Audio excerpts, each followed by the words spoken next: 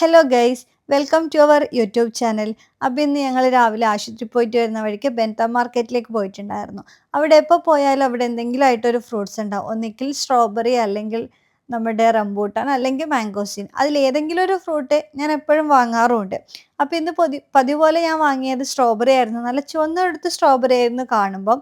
വീട്ടിലെത്തി തിന്നാൻ നോക്കുമ്പോഴത്തേക്കും അതിന് മധുരം കുറവായിരുന്നു. ചെറിയൊരു വാടിയൊരു ഫീലായിരുന്നു ഉണ്ടായിരുന്നത്. പക്ഷെ കാണാൻ നല്ല ചുവന്ന് തൊടുത്തിട്ടുണ്ട്. പക്ഷെ ഇനി ഇതിനെന്ത് ചെയ്യുംന്ന് പറഞ്ഞിരിക്കുമ്പോഴാണ് പെട്ടെന്ന് നമുക്ക് ജാമാക്കിയാലോ എന്നുള്ളൊരു ആലോചന വന്നത്.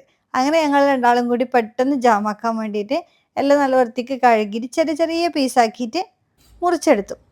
ഒരിക്കൽ വിചാരിച്ചു ഷേക്ക് അടിക്കാൻ വേണ്ടി വെച്ചാലോ ഫ്രീസ് ചെയ്തിട്ടെന്ന്. പക്ഷെ ഓൾറെഡി നമ്മുടെ അടുത്ത് കുറച്ച് ഫ്രീസ് ചെയ്ത് വെച്ചിട്ടുണ്ടായിരുന്നു. അപ്പോൾ പിന്നെ എല്ലാം കൂടി അധികമാവില്ലേ എന്ന് വിചാരിച്ചിട്ടാണ് നമ്മൾ ജാമാക്കാൻ വേണ്ടി നിന്നത്. ഇടയ്ക്കിടയ്ക്ക് ഇങ്ങനെ ഓരോരോ പരീക്ഷണങ്ങൾ, അത് നല്ലതല്ലേ? ഇത് മുറിക്കുന്നതിൻ്റെ ഇടയിൽ ഞങ്ങൾ ഓരോരോ പീസ് എടുത്ത് കഴിക്കുന്നുണ്ടായിരുന്നേ. അതിനുശേഷം ഒരു പാൻപാത്രം അടുപ്പത്ത് വെച്ചിട്ട് ചൂടാവുമ്പോൾ അതിലേക്ക് കുറച്ച് നെയ്യ് ഒഴിച്ചു കൊടുത്തു. ഇനി ആ നെയ്യൊന്ന് ചൂടായിട്ട് വരുമ്പോൾ നമ്മൾ മുറിച്ച് വെച്ചിട്ടുള്ള സ്ട്രോബെറി കഷ്ണങ്ങളെല്ലാം അതിലേക്ക് ഇട്ട് കൊടുക്കുന്നുണ്ട്. പിന്നെ നന്നായിട്ട് വേവിക്കാൻ വെക്കുന്നുണ്ട്. ഇതിൻ്റെ കൂടെ തന്നെ ഒരു അടുപ്പിൽ ചോറും വെച്ചിട്ടുണ്ട്. കാരണം ഉച്ചയായി, നമുക്ക് ചോറ് കഴിക്കേണ്ട സമയമായി. അപ്പം ഇത് മാത്രമാക്കിക്കൊണ്ട് നമ്മൾ ചോറ് കഴിക്കൽ കുറച്ച് ലേറ്റ് ആവും. അതുകൊണ്ട് ചോറ് ഞാൻ ഇതിൻ്റെ ഒപ്പം തന്നെ ആക്കുന്നുണ്ട്. ഇനി സ്ട്രോബെറിനെ ഒന്ന് ആ നെയ്യിൽ തന്നെ വേവാൻ വിടണം കുറച്ച് സമയം. അതിന് വേണ്ടിയിട്ട് നമ്മൾ അടച്ചു വെക്കാം. നമ്മൾ ജാമാക്കി കഴിയാൽ ഇപ്പം തീരും. വളരെ എളുപ്പമാണ് പരിപാടി. അതിനിടയിൽ വെറുതെ ഞങ്ങളൊരു വീഡിയോ എടുത്ത് കളിച്ചതാണ്. കുറച്ച് സമയം കഴിയുമ്പം അതെന്തായി എന്ന് പറഞ്ഞ് കുഞ്ഞാട്ടൻ തുറന്നു നോക്കുന്നതാണ്. അപ്പോൾ കുഞ്ഞാട്ടൻ നല്ല രീതിയിൽ ഇളക്കി കൊടുക്കുകയാണ്.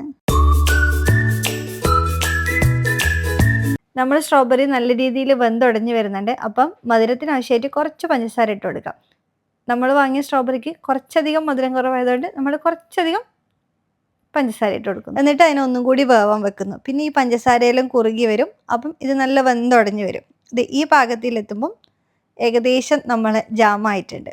ഇനി ഇതിനെ ഒന്നും കൂടി കുറച്ചും കൂടി കുറുക്കിയെടുക്കാം. പിന്നെ ഒന്ന് നന്നായിട്ട് തിളയെല്ലാം വരുന്ന സമയത്ത് അതിലെ ജലാംശമെല്ലാം പോയി എന്നുള്ള ഒരു ഉറപ്പ് വരുന്ന സമയത്ത് നമുക്കിതിനെ തീ ഓഫ് ചെയ്യാം. എന്നിട്ട് നന്നായിട്ട് തണുത്ത ശേഷം നമ്മളൊരു കുപ്പീൻ്റെ പാത്രത്തിലേക്ക് ഈ ജാമിന് ഒഴിച്ച് വെക്കുന്നതാണ്. ഇത് ഓൾറെഡി നമ്മുടെ കയ്യിൽ മുന്നേ സ്ട്രോബെറി ജാമിൻ്റെ വാങ്ങിയൊരു കുപ്പി ഉണ്ടായിരുന്നതാണ്. അതുകൊണ്ട് കാണുമ്പോൾ നിങ്ങൾക്ക് അത് പുറത്തുനിന്ന് വാങ്ങിയ ഒരു കുപ്പി പോലെ തന്നെ ഉണ്ടാവും. എന്താ കണ്ടോ, ജാം റെഡി ആയിട്ടുണ്ട്. ഒരു കുപ്പി നിറച്ചും. ഇത് ഈ ബോട്ടിൽ നമ്മൾ മുന്നേ വാങ്ങിയതാണ് സ്ട്രോബെറി ജാം. ബ്രാൻഡിൻ്റെ യെസ്, ഒരു കുപ്പിയും കുറച്ചും കിട്ടിയില്ലേ? കുറച്ചുണ്ട്. ഇത് പിടിക്കാത്തത് ബാക്കിയാണ്. അപ്പോൾ നമ്മൾ ജാമെല്ലാക്കിയ ശേഷം നമ്മൾ മീൻ പൊരിച്ചു. ഇനി കഞ്ഞൊടിക്കാണ്. കാസർഗോഡുകാരുടെ തോരപ്പുളി വെള്ളം, മീൻ പൊരിച്ചത്. ഇത് മീൻ തിരുത മീൻ്റെ പേര് മറന്നു. അപ്പം നമ്മുടെ ഇന്നത്തെ വീഡിയോ ഇത്രയേ ഉള്ളൂ. ഇനി അടുത്ത വീഡിയോ ആയിട്ട് കാണാം. അപ്പം ഞങ്ങളുടെ ഈ കുഞ്ഞു വീഡിയോ ഇഷ്ടപ്പെട്ടാൽ ലൈക്ക് ചെയ്യണേ, സബ്സ്ക്രൈബ് ചെയ്യണേ.